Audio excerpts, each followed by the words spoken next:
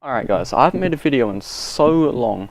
My computer's been getting fixed for quite a while because it's just so shit. But it's finally fixed, just about, after like months of just so much stupid stuff. I'm not going to explain, but today I'm going to be telling you a story about the time I cut my knee open. I'm just going to get straight into it. So, in year 5, if you guys are in the UK, you have years for schools. I know in America they have grades. I don't really understand those, but I'm in year 5, so I'm probably about 10 years old at this time. I think that's about 9, 10-ish. And I was at my nan's barbecue.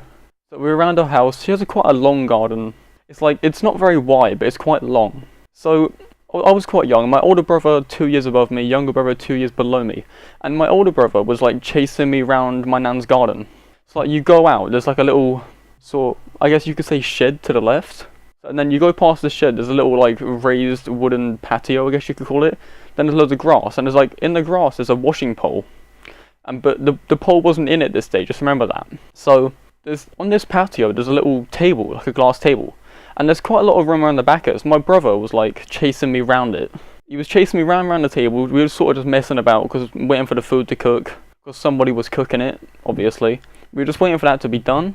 And it was taking quite a while. We were quite bored, so he was just chasing me around. And I keep running, I'm sort of laughing. He's kind of pushing me every now and then, like not like really hard, like to the point where I fall over.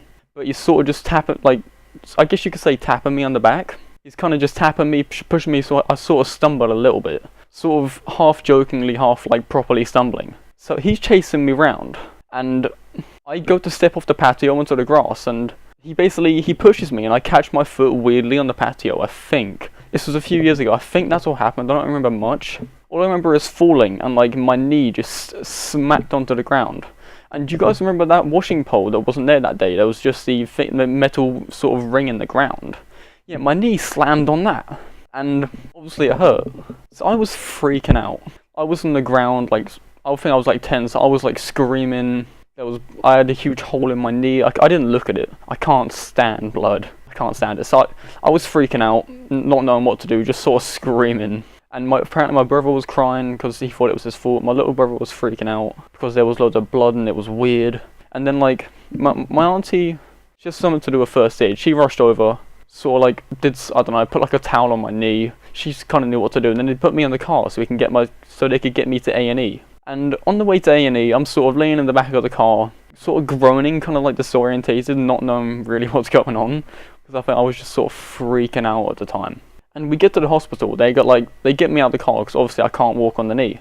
So like, they carry me, my nan's got my legs, my nan had my legs, so she was at the front leading, and my mum had me by the arms. And this is one of the funny parts, my nan was leading me, and she tripped over a curb and fell. And she like dropped me for a sec. It didn't hurt. I just thought it was quite funny. She was okay.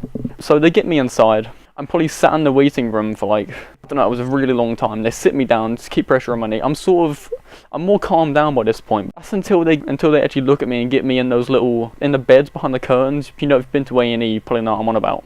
But they got me in the beds, and like, they're sort of just looking at it, touching it, and it's just not a good time. It really, like, it starts hurting again. And one of them's like, alright, yeah, it's gonna need stitches, and I start freaking out, because I can't stand stitches. Like, I hate them. I can't stand needles. I don't like things poking me and going into, it's just not what you want. So, I start freaking out. He goes to get the needle, and whatever they do your knee with, I don't know, they had to put 4 stitches in the end. So he starts doing that, and I'm freaking out. They have to get like 4 doctors to pin down my leg. It was so bad. But I was freaking out, screaming.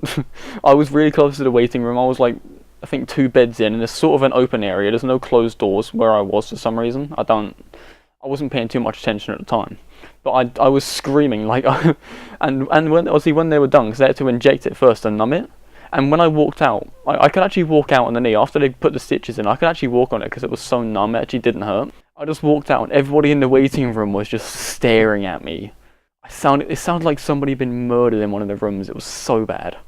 So then I got home, sort of just went to bed. I was calmed down by then. I don't actually remember getting home and going to bed, but I know I did, because I woke up in the morning, and I think I was at mine. I'm not too sure. But like, my brother was really nice to me for like a month. He was like giving me his really expensive like decks of cards, because we had expensive ones. and he was like getting me food and making me tea. He was being really nice, because like he thought it was his fault and he felt really bad. I was like, that was alright, him sort of help doing stuff, but I couldn't walk on it the next day. I tried to stand up once and almost fell over it. It hurt so badly. Then I didn't go to school for quite a while, so that was alright. Yeah, that's pretty much it for the story. I just thought I'd tell you guys. I thought it was quite a cool story. Sort of cut my knee open. It was bad. I think I already said, but I had like 4 stitches. And literally one of my biggest fears is probably needles. I can't stand them. Like, I'm getting a little bit better with them, but they're still the worst. And they actually gave me a vaccine, so that saved me getting a vaccine in school, like last year. Because if you're in the UK, everyone gets vaccines, and I think year 11, year 10, one of them. Everyone gets vaccines, and like that freaked me out, but that's for a different story. So if you guys enjoyed this video, feel free to leave a like, subscribe if you're new. That is it.